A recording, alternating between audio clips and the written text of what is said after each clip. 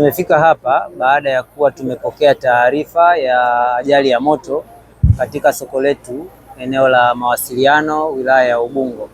Kama ambavyo kamanda wa zimamoto ameeleza, moto huu umeanza around saa 11 ambapo jeshi letu la zimamoto na uokoaji walifika hapa kwa wakati wakishirikiana na jeshi la polisi kuhakikisha kwamba moto huu unadhibitiwa, na mpaka sasa ninavyozungumza tayari kwa asilimia kubwa moto umeweza kudhibitiwa na hausambai kwenda maeneo mengine, ingawaje shughuli ya kuuzima kabisa inaendelea.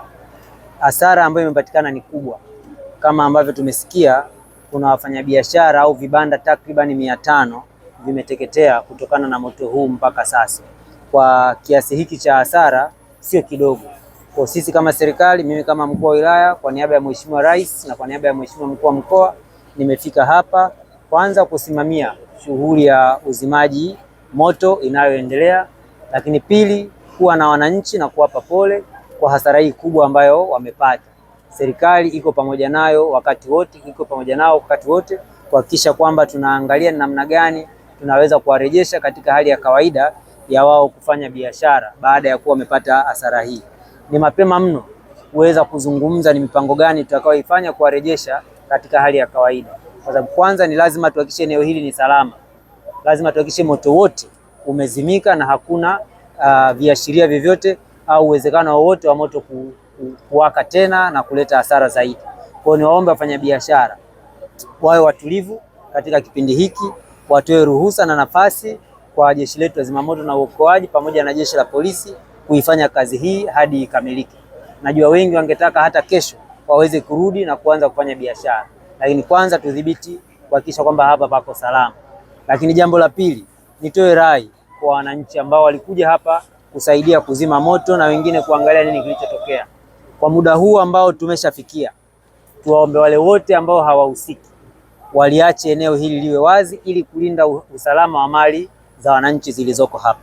Hatutegemei, kwa sababu mpaka sasa nawashukuru sana wananchi kwa namna ambayo wameshirikiana na jeshi la zimamoto. Lakini baadaye kunapokuwa na giza, sio wote wanakuwa ni wema au wote wanataka kubaki hapa kwa nia njema. Kwa hiyo niwaombe wale wasiohusika waondoke katika eneo hili, watuache ili tuweze kufanya kazi. Lakini kwa wale wafanyabiashara ambao watapokea mizigo usiku, tunafahamu kuna magari ambayo tayari yako njiani analeta mizigo hapa kwenye biashara za mazao na biashara nyinginezo. Tumeshawaelekeza viongozi wafanya biashara waweke utaratibu mzuri, kwanza washirikishe jeshi la polisi kuanzia magari yanapotoka huko, ili tujue yanavyokuja tuyape utaratibu. Kama ni sehemu ya kupaki, yapewe maeneo pa kupaki maalum. Lakini asije mtu akatoka tu moja kwa moja anataka kuingiza bidhaa ndani ya soko wakati tayari tuna changamoto hapa itakayopelekea mtu apate hasara.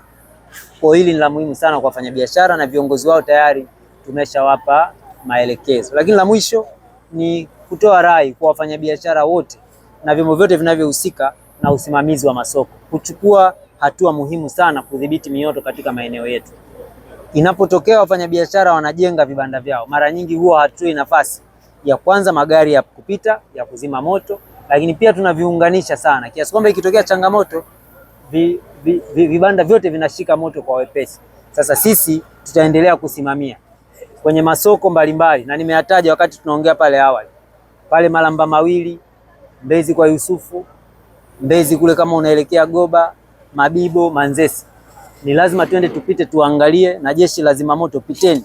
Sasa hivi hatutaenda kama tunaombana kuachia njia. Uongozi wa masoko, wale watu ambao wameuziwa maeneo yaliyokuwa njia wachoke, ili kuepusha hasara kwa wafanyabiashara wengine. Na bahati nzuri wafanyabiashara huwa wenyewe wanajua wapi waliacha njia ili kuepusha hatari kama hizi. Sasa wapo wachache, anaenda pale anapita njia anazozijua, anatoa fedha, anauziwa kaeneo ambapo kalikuwa ka njia.